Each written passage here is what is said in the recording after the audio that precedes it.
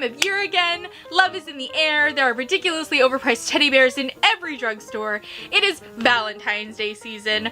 So I've decided I want to make a Valentine's Day themed video, and not just any Valentine's Day themed video, but a creepy guy stories video, because what says Valentine's Day more than some creepy guys? I mean, am I right? I'm totally right. So today I'm going to be telling you 2 of my creepy guy stories. The first one isn't as creepy as the second one, but they're both kind of creepy. So yeah, let's get started. So the first one happened to me a couple semesters ago. I took a science class, and in the science class we had a lecture and then we also had a lab. So we would have the lecture maybe earlier in the day, and then we go to the lab later in the day and we do lab activities, that kind of thing. And the thing about the lab was that it was really unpredictable as to when we would be getting out. So we'd get out early one day, we get out late the next. It just all depended on the kind of lab activity that we took. So on that particular day, I actually ended up getting out early. So I texted my dad and told him that he could come pick me up whenever he could, and that I could go find a place to sit and chill while I waited for him. While I waited, I decided I was going to go down to the basement, and the basement had our library and our cafeteria, and it had lounging areas.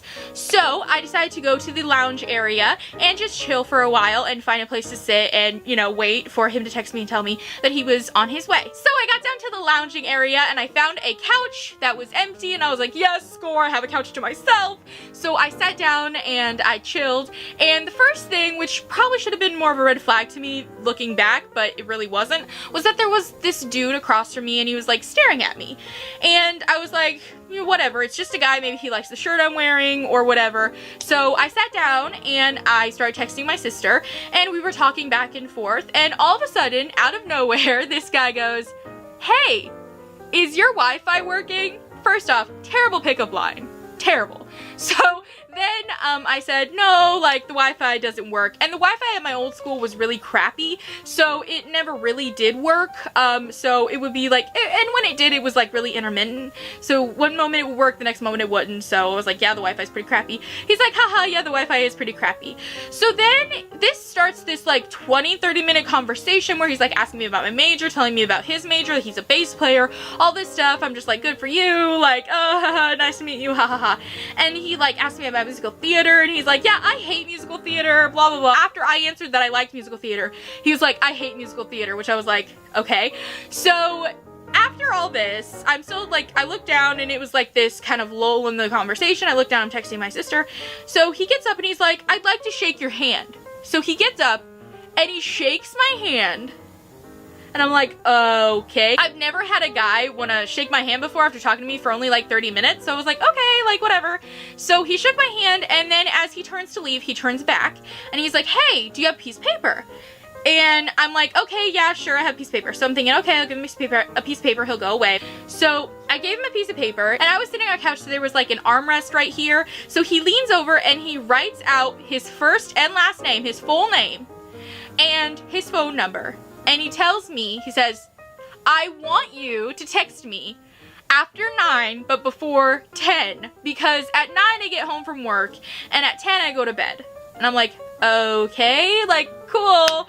And I was like, what? Why are you telling me to text you? I said, okay, and I took the paper, and he left, and he's like, I'll see you later. And I'm like, no, you won't. And he left, and I grabbed the piece of paper and all my crap, and I left.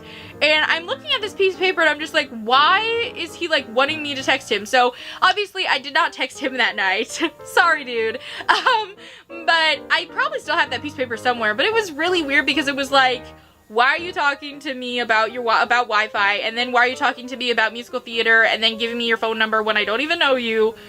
It was very strange. So yeah, that's the first kind of creepy. It was more awkward than creepy, but it creeped me out at the time because, I mean, the area which I was in was really kind of dead at that time of day. So yeah, that's the first story.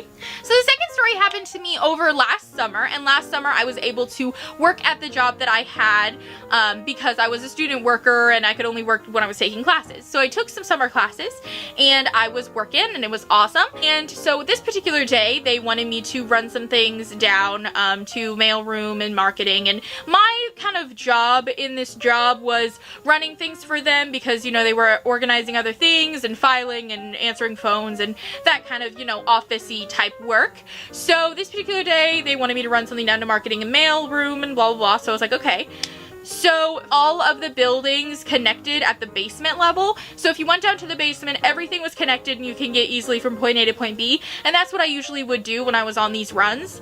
So I decided to take the elevator this particular day. So I went over to the elevator and there was a dude waiting there. And obviously I didn't think anything of it because, you know, it's a dude. And he smiled at me and I smiled back because I'm a friendly person like that. And so we get into the elevator. And the moment we get into the elevator, it just is kind of weird because he goes, "Hey, mama." Like, he literally said this. This is a direct quote.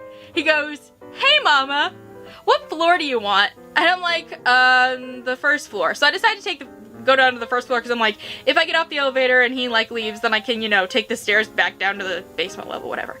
So then he proceeds to talk to me and kind of make me feel really uncomfortable because he is like, he licks his lips when he looks at me, like that, like not normal, my lips are chapped, like actual like licking of the lips, like weird licking of the lips. And I'm like, okay. So he asked me what my major was and I said liberal arts, and he goes, this is a direct quote, he goes, "Sexy."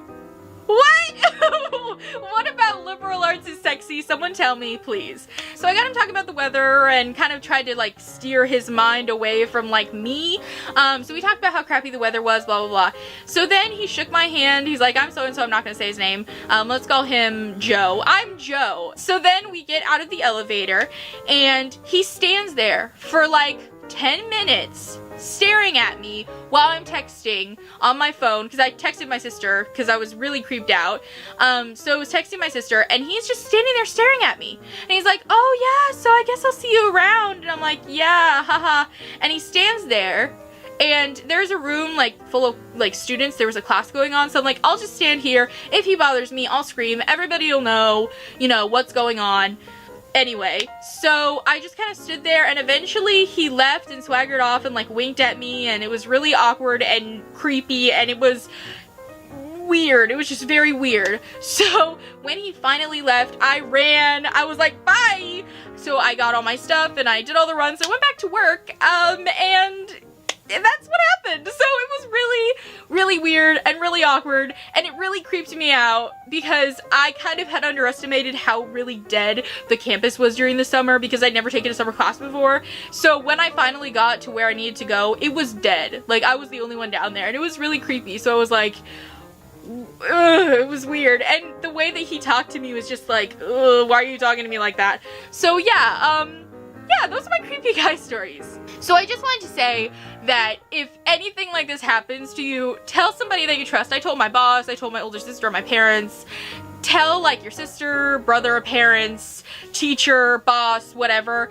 And if you feel really threatened and you feel really uncomfortable, don't hesitate but to like call the authorities, like the police or security or whatever, to like get them there and get the dude away from you or whoever is bothering you away from you, because no one should make you feel uncomfortable and like scared or anything like that, because that's just not cool. So I hope you guys have a better Valentine's Day and you don't have to deal with any weird creepy situations, and I hope that it's fun for you. And whether or not you have a bae, having a bae doesn't matter. I just hope that you guys enjoy this season.